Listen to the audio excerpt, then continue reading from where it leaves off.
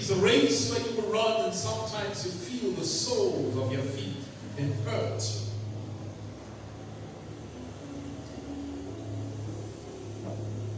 It's a race that you run and you don't even know what your reward is.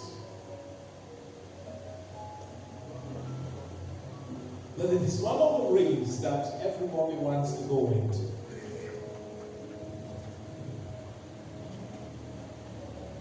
And sometimes along the way, some people begin to say, I thought the distance was short. It's the kind of race that does not have a finishing line. It's a race you keep running. And sometimes you take some bends and then you get somewhere ahead and then you see another bend that looks exactly almost like it, but it is not it. So each time you see a bend in your marriage and you think that it's similar to the other bend you just took, be careful. There is no bend that is similar to the other. There is no hill that is similar to the other. There is no valley that is similar to the other. They all have their challenges. In other words, you have to confront every challenge in front of you without any past experience. In other words, you will never really get to know her all entirely. You will discover her in folds every day. As you open today, you discover another her. As you open tomorrow, you discover another her. And when you want to think that you already know her, you just begin to find all the folders coming and coming and coming and coming. It's tempting with you. And actually, you're going to begin that race today. Whatever you think you knew about it before does not qualify you or prepare you for the race you're about to start today. You're just going to discover a whole new baby and David discover a whole new life. But it's not a race we can make it interesting by the things that we put into the race. At some point, you will need to stop and take water to drink to be able to resource yourself, and then you continue going. It's the kind of race that you either both win or you both fail. It's not a race for you to take first and he comes second, or he takes first and you come second. It's the kind of race that you're helping the other one so that you both come together. It's not a race that you outrun the other. It means that no matter how slow the other person is, and no matter how fast you were, you now need to do what? Slow down. And if you were that slow person, and then you have just gotten into a race with someone who is fast, you have to do what? You have to pick up. Now this is what is going to happen. You're never going to tell him, no, you're too fast, slow down for me. You're never going to tell her, no, you're too slow, haste to normal for me. All what you're going to do, you're going to move at his pace. And you're going to move at her pace. And it's never interesting. Especially for some people like us who have long legs.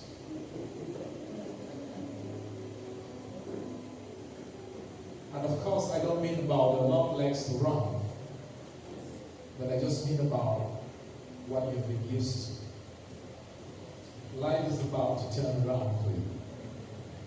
Decisions you can make alone, you're not going to make it together with her. And sometimes you want to do something, she says, no, I don't like it this way. And you're going to tell yourself in your mind that this is the way I've always been doing it. And yet, that gentle voice is going to tell you, This is the way you used to do it. But now it has to be a new pattern. So both of you have to learn that new pattern. The way you used to sleep in bed before, you have to make room now for another person. No more stretching of legs and turning of hands and sleeping on your back. And no more sleep on your back. And you know how you have to start sleeping now? This is how you start sleeping now. And then your hand will hurt because you are not used to. And then by the time you think that she's sleeping and then you want to move your hand to turn and sleep, and she just turns again and says, darling, hold me. And then you begin to realize what you just got yourself into. You know, each time she came around to see you, she had brushed her mouth and perfumed herself. You're about to discover the original odor of her mouth tomorrow morning.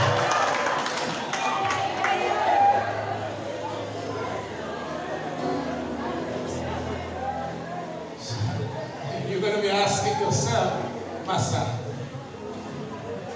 I'm going to not say,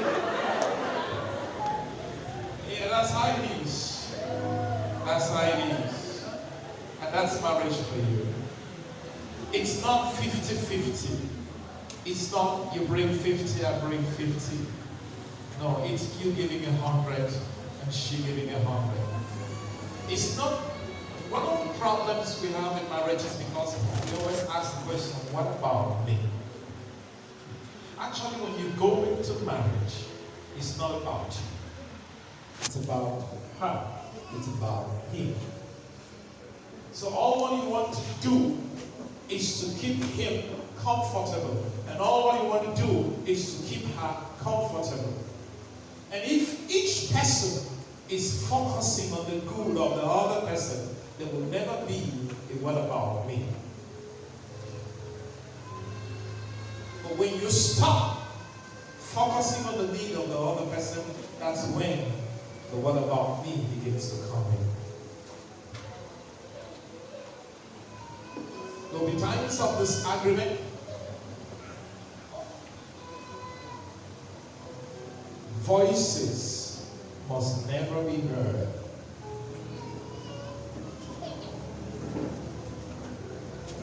I'm married to a young girl when it's about 20 years today. And this young lady here can testify that she has never heard our voice. At least she's been around for 18 years in our marriage.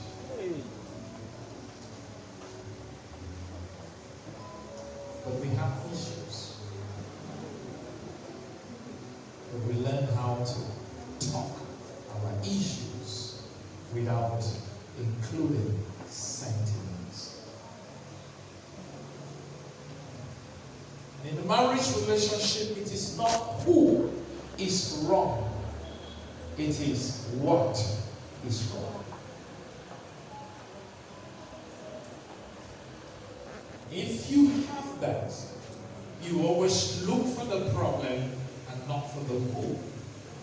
Because whenever there is a problem between two people, both contributed to it. And so both should look for the solution to that problem. One other thing that we agreed with my wife was we should never leave a problem sleep. It means that no matter what happened, we brought the problem on the table the same day and discussed it. We didn't find solutions to all the problems every day, but at least we discussed them. And we promised ourselves to look for the solution. My responsibility was to look for the solution. Her responsibility was to look for the solution. And there has never been a day for more than 19 years married to that girl that I ever tell her for once, it's your fault. Never.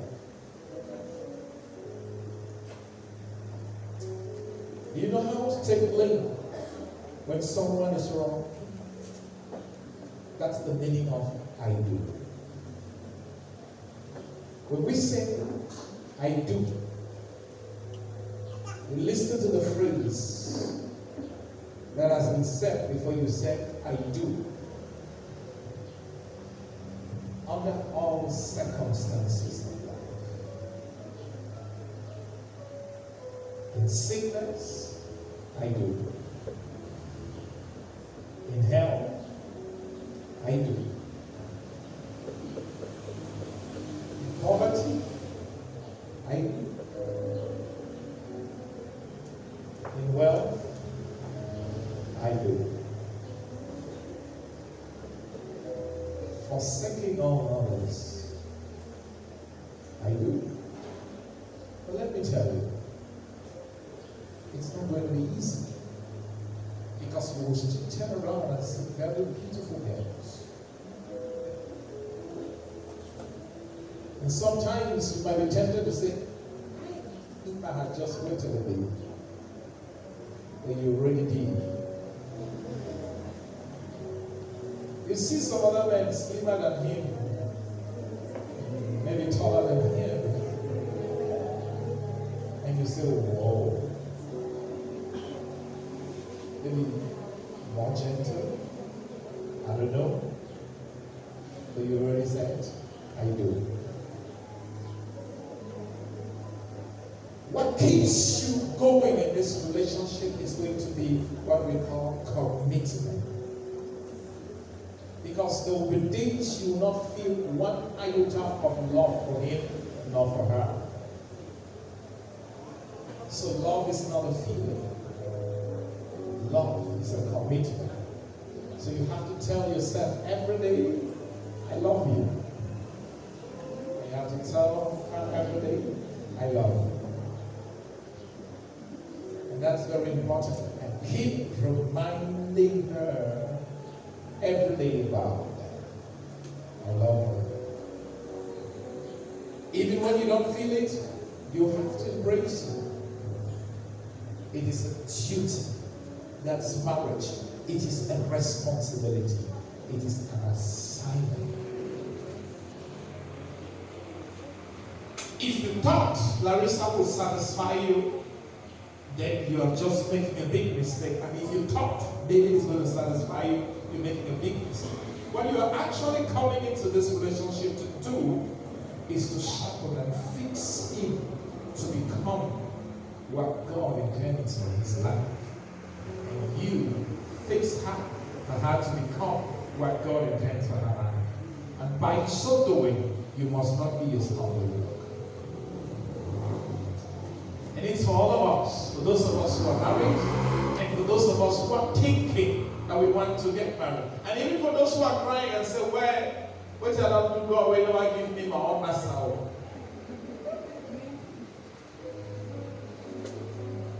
Hear it from my mouth. Marriage is not a reward, a dash, or a trophy that you have run a race and they gave you. Marriage is a race that you have to run and does not have an ending. And so you don't quit because God says, I hate divorce. Hallelujah. That said, I want to say welcome to everyone who is here present this afternoon to witness the wedding between Larissa and David. You are all witnesses to this event. You are all going to be witnesses to him saying, yes, I will, in good times and what? And in bad times. So you have to always remember that when good times come, and you always have to remember that when bad times come. No one deceive you. There will always be good times. There will always be bad times. And sometimes the bad times might last just for 24 hours, but it will feel as if it has lasted for 10 years. And sometimes the good times that has been going on for 10 years, one bad moment might just come and erase all those souvenirs. So each time you are in a bad moment, go back into your diary of souvenirs and think about all the good moments and think about all the times that he was good and tell yourself, this is not it. And tell yourself,